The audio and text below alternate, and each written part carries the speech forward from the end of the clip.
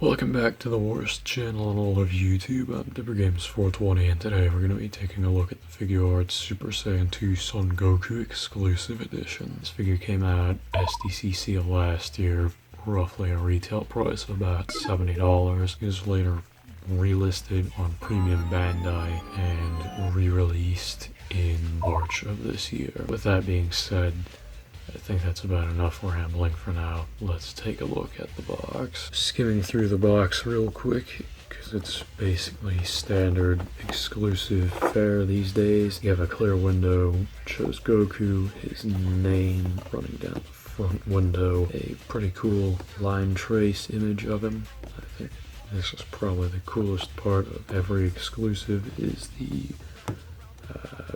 design they have going on. The farce known as the Tamashii Nations Quality Seal, the Bandai Tamashii Nations Exclusive Edition, all this bullshit at the bottom, designed by Tamashii Nations in Japan, Bandai Spirits made in China, his name and the logo, as well as a picture of him on the side. The Figuarts, the standard figure series blurb, a whole bunch of pictures of him on the back.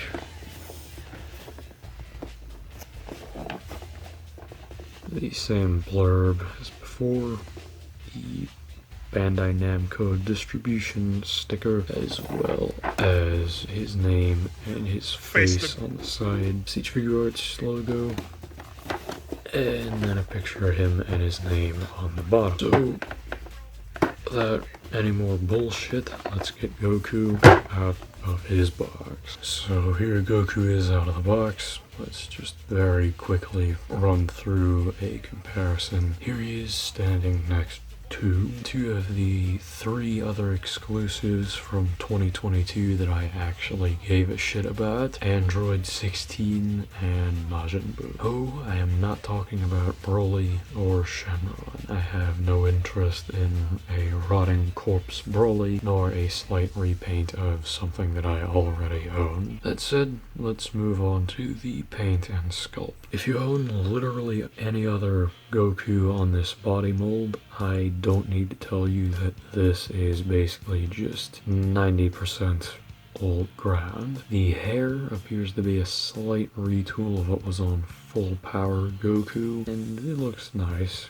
I like the color they went with and the very faint shading on his forehead, or more so his scalp, I guess. Not necessarily a fan of just how little of it there is. I kind of wish there was more of it, but what is there is nice. Stern face, it's alright. I don't think it's the worst face that we've ever seen from a Goku figure, but it certainly could have been a lot nicer.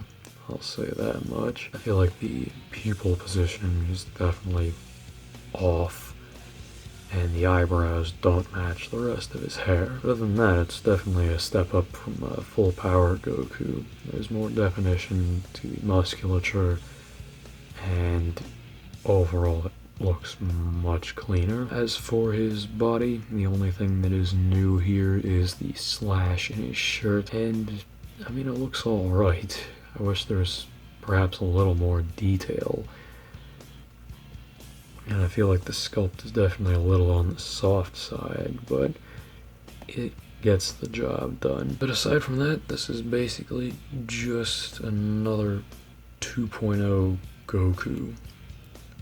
So there's not much else to talk about here. So I forgot to mention his halo. It can be removed. The instruction manual would lead you to believe that it's not supposed to come out, but it can. So if you want him to be alive for your display, you can do that. So hey, you get some options. But enough of this bullshit. Let's move on to the accessories. So as for Goku's accessories, not including what's already attached outside of the box, you get the same array of hands that you got with full power Goku. The fists, open palm, Kamehameha, fighting stance, and instantaneous movement hands, which now makes this the fourth Goku to have a pair of instantaneous movement hands. You also do get 3 additional faces, a smirk, which is usually rare on Goku, and you also get a gritted teeth face and a yelling face. None of these faces work on full power Goku to the best of my knowledge, so no, they will not swap. Then we have the elephant in the room, the brand new aura effect, and I think it's pretty decent. It's definitely a little more three-dimensional than the old aura, and I think that works in its favor. I don't personally care for the way they did the lines in the aura, but it's nice for the most part. Then you also get a set of thorns in the ass. All 4 of the lightning pieces are incredibly tedious to peg into the aura effect, particularly the bottom left one on mine. I cannot attach that one for the life of me, and I couldn't be bothered to put the lightning pieces in, so I'll just show you all the ones that I could put in at the end of the video. So that about does it for the accessories. Let's move on to the articulation. Quickly running through the articulation on this guy. The halo can swivel a little bit if you want to do that. Head can go side to side, that far up and that far down before the face starts coming off. Can lean side to side pretty alright at the neck. Full 360 out of the shoulder. It can go about that high if you don't want to break the sculpt. That high if you don't give a shit. Full 360 out of the bicep, double joint at the elbow, wrist pivot and swivel. And the waist can go that far forward, that far back. Can move pretty decently side to side.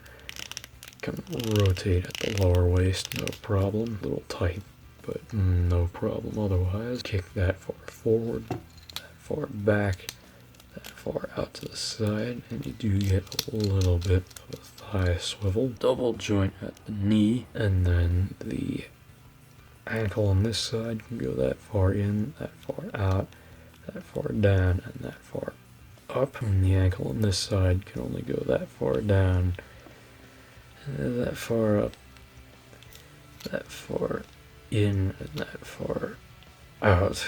You get a toe hinge on both that works about the same. That about does it for Super Saiyan 2 Goku. Let's move on to my final thoughts. Moving into my final thoughts on Super Saiyan 2 Goku, what do I personally think of this figure? It's pretty decent, all things considered. I wouldn't exactly say he's worth being a premium Bandai exclusive, much less an event exclusive. At the end of the day, he gets the job done. He's Super Saiyan 2 Goku, and on a shelf, he'll look really nice. That being said, I can't say I 100% recommend throwing money at him at his current price. It's a good figure.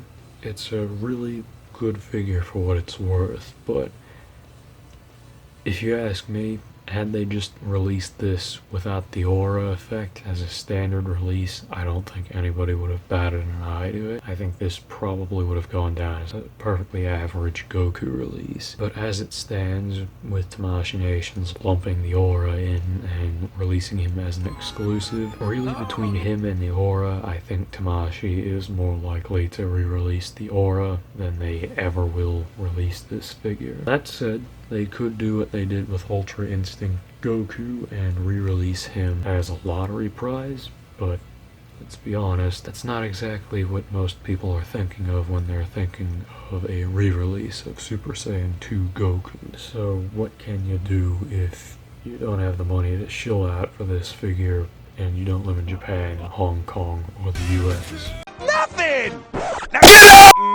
There's the monocle fit. They made a pretty decent copy of this guy. Is it a perfect one-for-one copy? No, I'd say it's more so their own stylistic take on this particular look. It's definitely inspired by this figure, don't get me wrong. It's very, very close, but there are a lot of noticeable differences between it and this particular Super Saiyan 2 Goku. So if you're looking for a Super Saiyan 2 Goku that isn't going to cost you an arm and a leg, get the demonical fit version, because yeah, that's pretty much your only other option. But I feel like this video has gone on for about as long as it should have. This has been Dipper Games 420. I'll see you guys next time.